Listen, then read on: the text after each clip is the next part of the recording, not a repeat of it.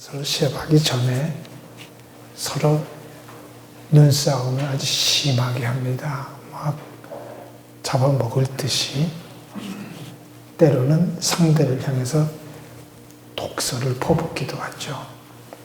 아마 신경전을 통해서 밀리지 않으려고 그렇게 하는 것 같은데 사실은 그보다는 진짜 중요한 것은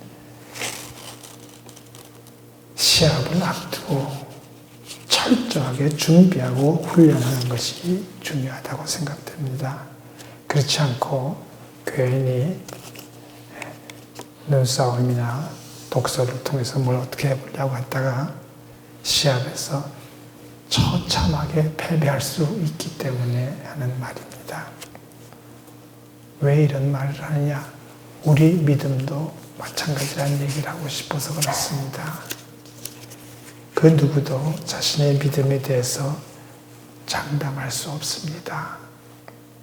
교회 안에서 종종 보는 경우인데 유난히 소리가 큰 사람들 있습니다. 대체로 아무 근거도 없는 그 자신감, 그런 걸 가진 사람들이 그런 정말 형편없는 모습을 보이는 것 같죠. 현실을 모르고 또 자신이 얼마나 약한 존재인지를 모르기 때문에 만용을 부리다가 결국은 낭패를 보게 되는 걸 종종 봅니다. 오늘 본문 말씀에 등장하는 베드로라고 하는 인물이 바로 그런 모습을 우리에게 보여주고 있습니다. 오늘 말씀은 예수께서 잡히시기 전 최후의 만찬을 제자들과 더불어 마치시고 그 제자들과 함께 기도하시기 위해서 겟세마네 동산으로 가시던 도중에 있었던 일을 우리에게 아주 자상하게 소개해 주는 그런 글이라고 할 수 있습니다. 그런데 그 분위기가 평소와는 사뭇 달랐어요. 먼저 오늘 읽은 말씀 그 바로 앞에 18절 이하에 있는 말씀을 보면 딱하니 이름은 밝히지 않았습니다만 누가 봐도 알 수 있죠. 가룟 유다가 스승을 배신할 것이라는 사실을 예고하셨습니다. 예고하셨어요. 그리고 오늘 읽은 말씀 첫 마디가 27절 말씀에 주님 계속해서 말씀하시는데 너희가 다 나를 버리리라. 그저 그런 얘기로 생각하지 말았으면 좋겠습니다. 어찌 보면 우리 주님 이 시간 저와 여러분을 향해서 이렇게 우리를 지적하고 계신 것 아닌가 생각합니다. 3년 동안 모든 걸 다 버리고 주님을 따라다니면서 어찌 보면 큰 희생을 하면서까지 주님의 제자로 헌신했던 그 제자들을 향해서 하시는 말씀이에요. 우리 중에 누가 예수님의 그때 그 제자들만큼 헌신했다고 큰 소리 칠 수 있는 사람이 누가 있겠습니까? 얼마나 있겠습니까? 근데 그들을 향해서 너희가 다 나를 버리리라. 상당히 아픈 상처가 되겠습니다만 다만 앞에 말했던 가룟 유다만이 문제가 아니고 너희도 다 나를 배신할 것이라는 그런 말씀을 하셨어요. 분명히 말씀. 그러자 베드로가 나서 큰 소리로 말했죠. 다 버릴지라도 나는 그리하지 않겠나이다. 다 얘네들은 다 그럴지 모르지만 나는 아니에요. 이게 베드로의 얘기. 근데 베드로는 그렇게 호언장담하고 있는 베드로 향해서 주님은 뭐라 그래요? 내가 나를 부인할 것이다. 분명히 말씀해요. 오늘 이 밤, 먼 훗날이 아니라 오늘 이 밤, 닭 2번 울기 전에 내가 3번 나를 부인하리라.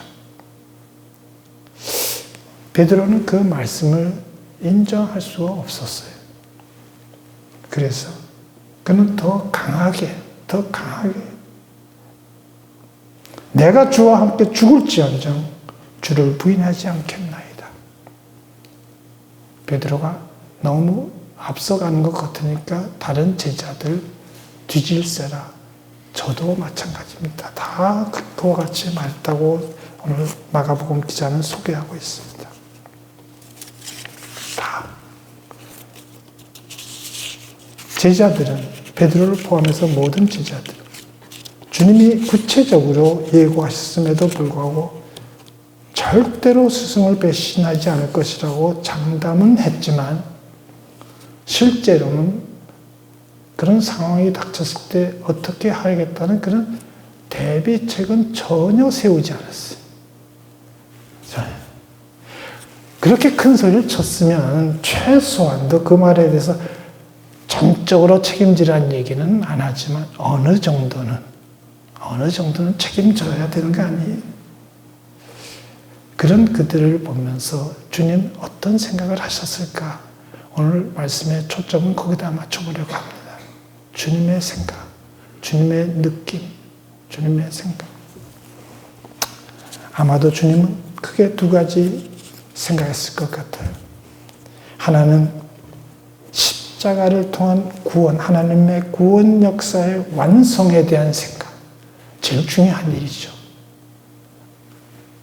그 생각이었을 거고, 그리고 다른 하나는 이제 지금 호언장담하고 있는 베드로를 비롯해서 다 같이 절대로 배신하지 않겠다고 소리치고 있는 그 제자들, 실패한 제자들의 그 믿음을 다시 회복시키는 방안에 대한 생각이었을 것 같아요. 스승된 입장에서. 먼저 주님은 자신이 이 땅에 오신 목적, 십자가를 지고 죽으심으로 우리의 죄를 대속하시고 우리의 구원을 완성하시는 그것부터 생각하셨을 겁니다. 왜? 하나님의 그 구원 계획을 구체적으로 실행할 시기에 바로 눈앞에 두고 계셨기 때문이에요. 바로 눈앞에. 때문에 주님은 그 일을 방해하는 요소들부터 제거하셔야 했습니다. 가장 문제가 되는 것, 가장 큰 장애물은 바로 십자가를 방해하는 제자들이었어요. 이 문제부터 처리해야 돼요. 그리고 두 번째 생각은 제자들이 분명히 실패할 것을 알고 계신 주님. 앞으로 그들의 믿음을 다시 회복시켜 줄 계획을 숨기는 게 아니라 이번에는 제자들에게 귀띔해 주는 게 중요하다고 생각하셨을 거예요. 참 섬세한 주님의 배려라고 생각됩니다. 주님은 구약성경 스가랴서 13장 7절에 있는 말씀을 인용하셔서 말씀하십니다. 내가 목자를 치니 양들이 흩어지리라. 목자를 치면 양들이 흩어질 것이라는 이 말은 주님 자신이 곧 붙잡혀 죽게 될 것이라는 말과 다를 바 없는 말입니다. 예. 그러나 양의 참 목자이신 주님은 그렇게 끝나는 게 아니라 다시 살아나셔서 양들을 찾아오실 것이라고 말씀하시는 겁니다. 그것이 바로 본문 28절 말씀이에요. 그러나 내가 살아난 후에 너희보다 먼저 갈릴리로 가리라. 지금까지 우리가 살핀 말씀만 보더라도 상당히 심각하고 또 진지한 말씀입니다. 한마디도 허투루 들을 말이 없는데도 불구하고 제자들은 그 엄청난 경고의 말씀을 심각하게 받아들이지 못했던 것 같아요. 네. 가장 앞장서 큰 소리쳤던 제자가 바로 베드로잖아요. 결국 베드로는 그랬기 때문에 부끄럽게도 주님 경고하신 말씀 그대로 스승인 예수를 3번씩이나 부인하는 그런 실수를 저질렀습니다. 베드로가 왜 그런 실수를 범했을까? 실수 범하고 싶어서 범하는 건 아니니까요. 우리가 이런 것도 좀 짚어볼 필요가 있습니다. 사람은 다른 건 몰라도 자기에 대해서는 꽤 잘 아는 것처럼 착각할 때가 많습니다. 네, 자기 잘한다. 실상은 오히려 자기를 제대로 알지 못하는 게 우리입니다. 우리 인간. 모르기 때문에 지킬 수도 없는 말, 그런 사건을 놓고 큰 소리 빵빵 쳤던 것입니다. 자기를 알았으면 정말 먼 훗날 있을 일도 아니고 당장에 그 밤에 있을 일인데도 불구하고 그렇게 정말 허풍을 떨 수는 없습니다.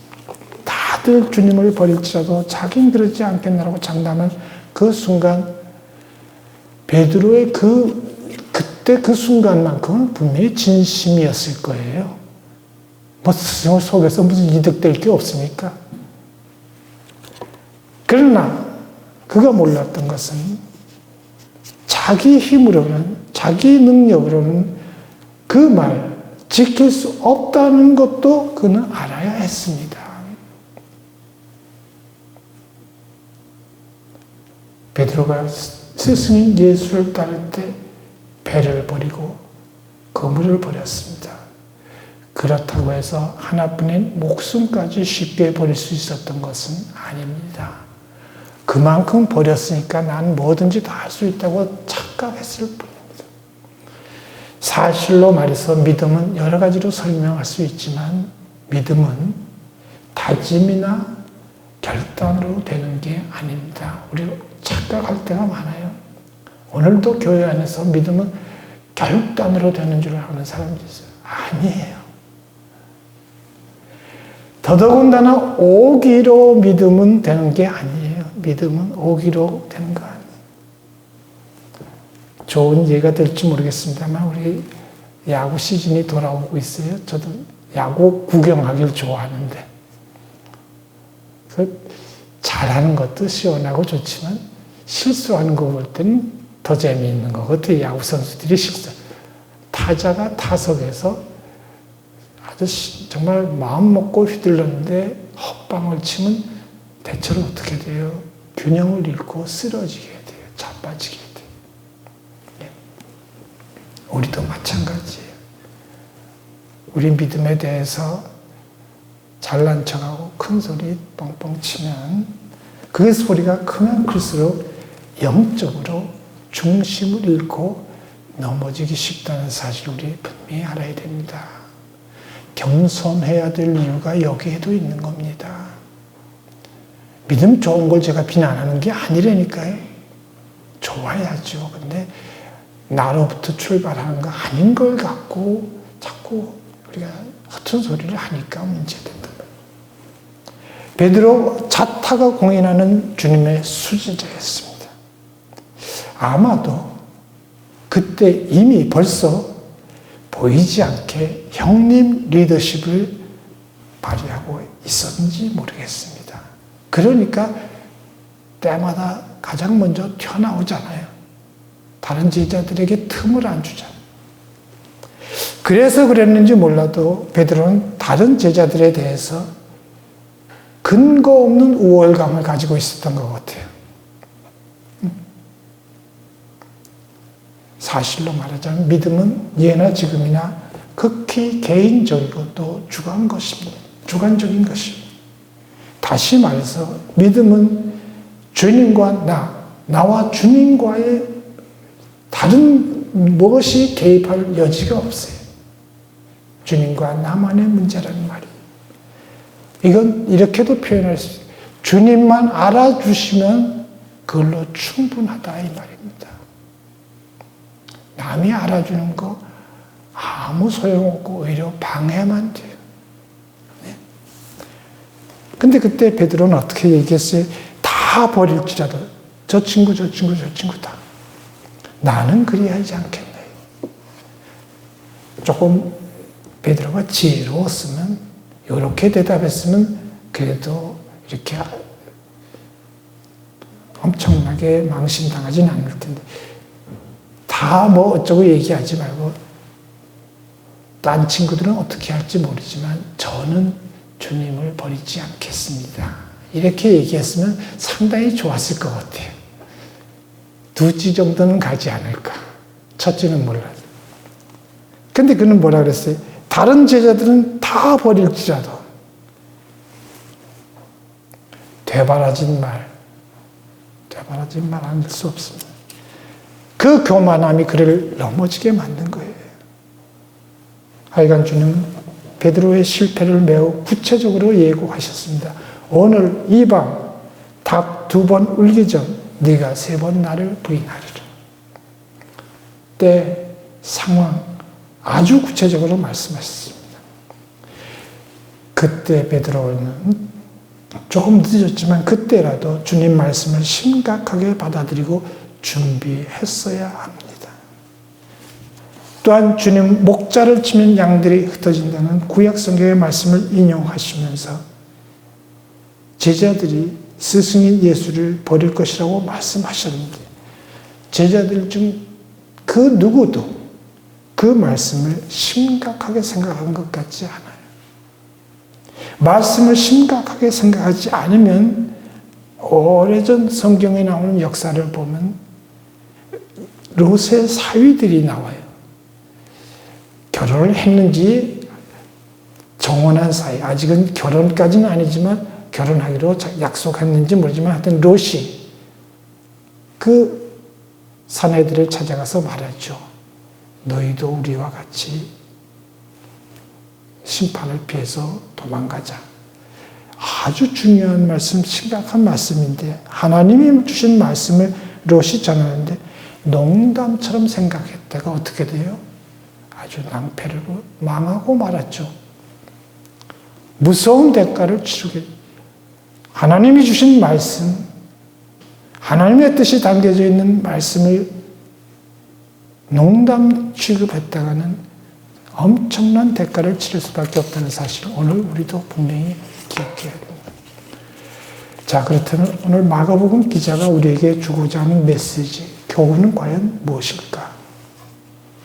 유난히 큰 소리를 쳤다가 낭패를 본 베드로에게 새삼스럽게 또다시 망신을 줄 필요가 있는 것인가? 우리는 그저 그러려니 생각할지 모르지만 마가복음이 기록될 당시에 사도들의 위치는 처음부터 그랬던 건 아니지만 신약 성경 기록되는 중에 복음서가 기록될 당시에 사도들의 권위는 대단한 거였습니다. 요즘같이 그런 시대라고 하면 일부러라도 이런 기록들은 찾아가면서 빼야 마땅할 텐데 마가복음 기자는 복음서 중에 가장 먼저 기록됐다고 하는 이 마가복음 기자는 가장 수치스러운 기사를 가장 중요한 위치에다 딱 놓고 있어요. 왜 그랬을까? 교회를 생각한다면 베드로 사도의 권위를 훼손하는 이야기는 감춰줘야 되는 건데 매우 중요한 이유가 있습니다.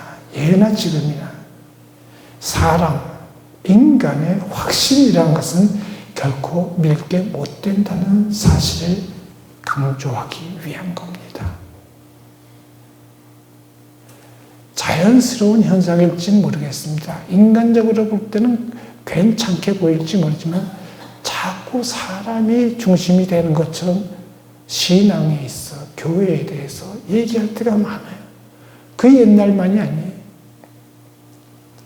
초대교회 안에도 그런 일이 많이 있었다고 그래요. 겉으로는 큰 소리를 쳤지만 너무나도 쉽게 배교,